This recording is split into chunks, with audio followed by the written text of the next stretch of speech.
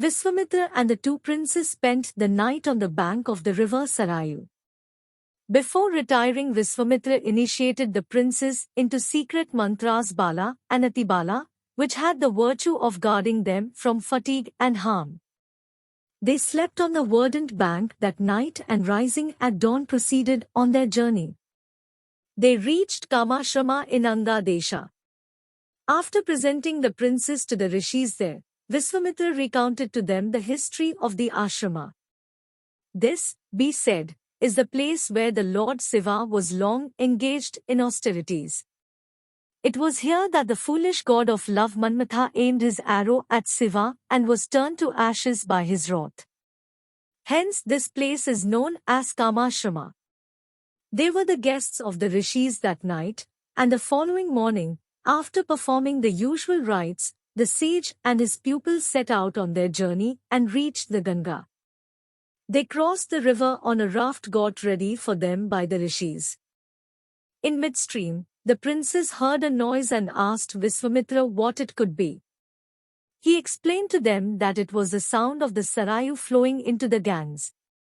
The princes paid silent homage to the confluence of the two holy rivers. A river or a hill, a tree or a cloud, indeed any object of beauty may raise one to contemplation of the Supreme Being and silent worship of Him. In particular, sacred rivers, temples or images, which have for generations been the objects of devotion and worship, possess this power in a special degree, in virtue of the sacred thoughts they have witnessed and absorbed as garments retain perfumes. Having crossed the Ganga, Viswamitra and the princes made their difficult way through a dense forest made dreadful by the reverberating roar of wild beasts. This, Viswamitra said, is the Dandaka forest. What is now a terrible forest was once a well-peopled country. Once upon a time, Indra was contaminated by sin, having killed Vritra, and had therefore to exile himself from the world of the Devas. The Devas set to themselves the task of cleansing Indra. They brought waters from the sacred rivers and bade him to the accompaniment of mantras.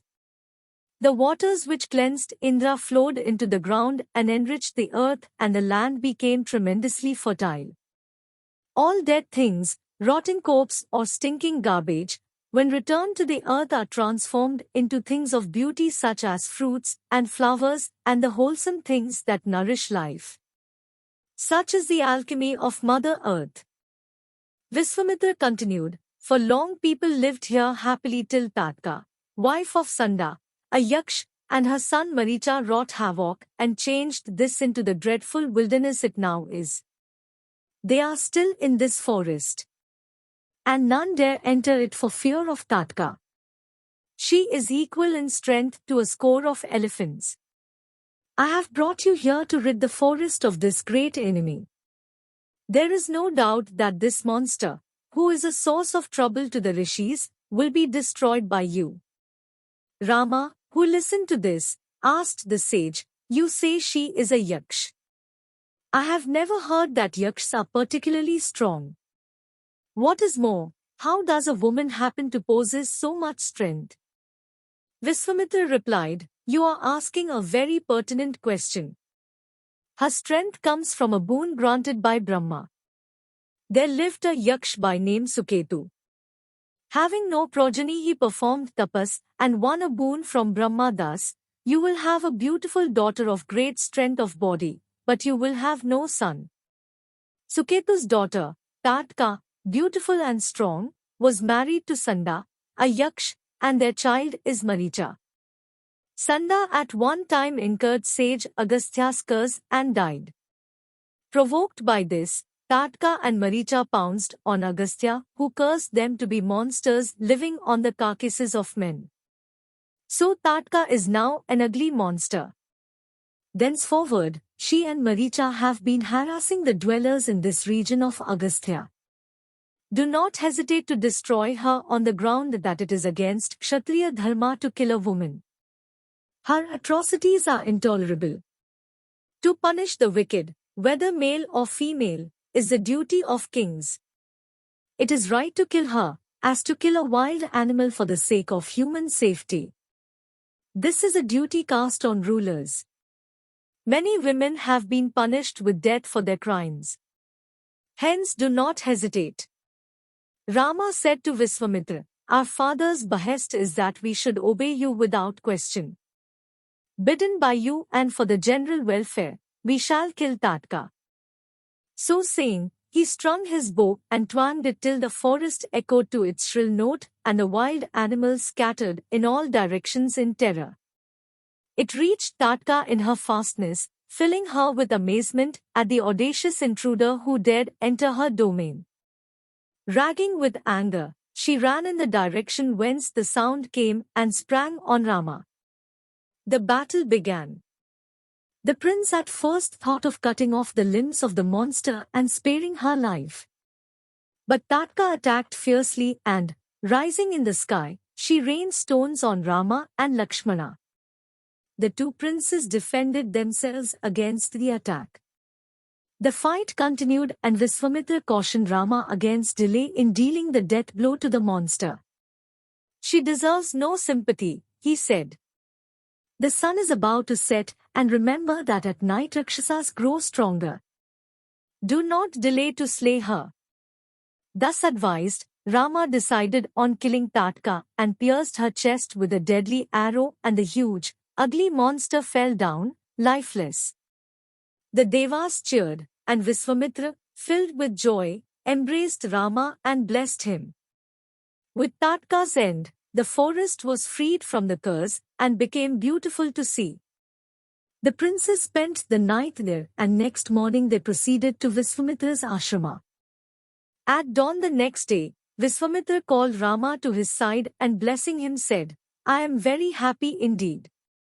What is it that I can do in return for all that you have done? I shall teach you the use of all the astras." So saying, Viswamitra gave Ramchandra the divine astras which he had obtained through his tapas. Viswamitra taught Rama the use, control, and recall of the various divine weapons, and Rama in his turn imparted the knowledge to Lakshmana. As they continued the journey, Rama pointed to a big hill with a lovely forest on its slopes and asked, "Is that the place where to we have to go? And who are the evil ones who hinder your yaga? And what should I do to destroy them?" Ramchandra was eager to fight and win the blessings of the sage. "That is the place we are going to," replied Viswamitra. There the Lord Narayana performed tapas, and it was there that he was born as Vaman. It goes by the name of Siddhashrama. Mahabali, son of Virochana and grandson of Prahlad the good Asura, was such a powerful ruler that of him even the Devas were afraid. Mahabali had by his deeds acquired the power of Indra himself. Kashyapa and his spouse Aditi, of whom all the gods were offsprings, prayed to Vishnu and begged him to be born as their son and protect Indra and the Devas from Mahabali. In answer to the prayers, Vishnu was born of Aditi as Vaman. Vaman in the form of a young student went to the yaga that was being performed by Mahabali and whereto all were welcome, to ask for and receive anything they wanted. When Vaman presented himself as a suitor, Mahabali's guru, Sukra, the preceptor of all the Asuras, knew who he really was and warned Mahabali against promising to grant the young Brahmana his request, since indeed he was the Lord Hari in disguise, come to undo him. Mahabali did not pay heed to this. It was his wont never to turn down a request. Besides, he was at heart a devotee of the Lord, and felt that he would indeed be blessed if the Lord should deign to accept a gift from him.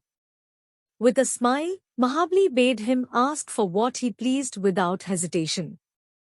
"All have is at your disposal, money, jewels, the wide earth and all it inherits." Vaman answered that wealth was of no use to him, and all he begged for was 3 paces of ground, as paced by him. The monarch smiled as he looked at the diminutive brahmachari's legs and said, "So be it, pace and take it." The little bachelor suddenly grew in size into Trivikrama, and with one step measured the earth and with another the entire heavens. And there being no room left for the third step that had been granted, he set his foot on Mahabali's devoted head. In the eyes of God, the head of a bhakta is as wide as the earth or the heavens. And Mahabali, whose head was blessed by the touch of Narayana's foot, became one of the 7 immortals of the world. After narrating the story of Mahabali, Viswamitra added, "This is where at first Narayana and later Kashyapa performed tapas, resulting in the incarnation of God as Vaman. In this holy place I live. And here the Rakshasas come and obstruct our worship and our austerities. Your coming here is to end this evil." "So be it," said Rama. The arrival of Viswamitra and the 2 princes was a signal for rejoicing at the ashrama. The rishis offered water and fruits according to custom. Rama told Viswamitra that he might begin the preparations for his yaga immediately, and Viswamitra took the vows that very night. Getting up very early the next morning, the princes went to Viswamitra and asked when the Rakshasas were expected so that they might hold themselves in readiness to receive them. Viswamitra was under a vow of silence and could not answer, but the rishis, his juniors, told the princes that they should be ceaselessly vigilant for 6 nights and days to safeguard the sacrifice. The princes, fully armed, kept vigil for 6 days and nights. On the morning of the 6th day, Rama told Lakshmana, "Brother, now is the time for the enemies to come. Let us be wary." Even as he was saying this, flames shot up from the sacrificial fire, for Agni, the god of fire, knew that the Rakshasas had arrived. As the rites were being performed, there was heard from the sky a great roar.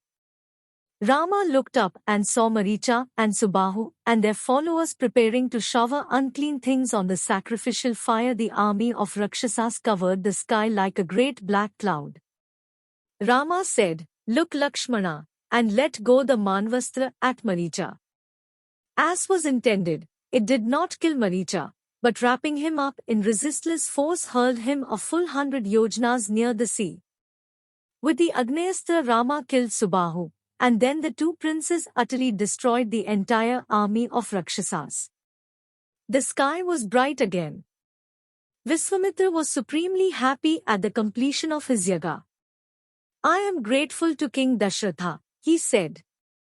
"You have fulfilled the promise, princes. I admire your fortitude. This ashrama has through you become again a scene of success, Siddhashrama." Siddha means success. The next day, Rama and Lakshmana, after their morning prayers, went to Viswamitra and asked for further orders. The purpose of Rama's birth was not unknown to sage Viswamitra. And he knew too the powers of the weapons he had given to Rama. Still, the actual fact when experienced is something more than expectation. Sage Viswamitra was happy beyond words, and his face glowed like a flame. He then thought of the service that he still had to do for Rama. This was the prince's marriage with Sita. The rishis assembled there said to Rama, "We intend proceeding to the kingdom of Videha, where in the capital city of Mithila, Janaka, the illustrious philosopher king, intends to perform a great sacrifice. All of us are going there, and it will be good if you and the prince, your brother, accompany us. It is meet and proper that the prince of Ayodhya should see the marvelous bow in the court of Janaka." So it was decided, and Rama and Lakshmana went with Viswamitra to Janaka's city.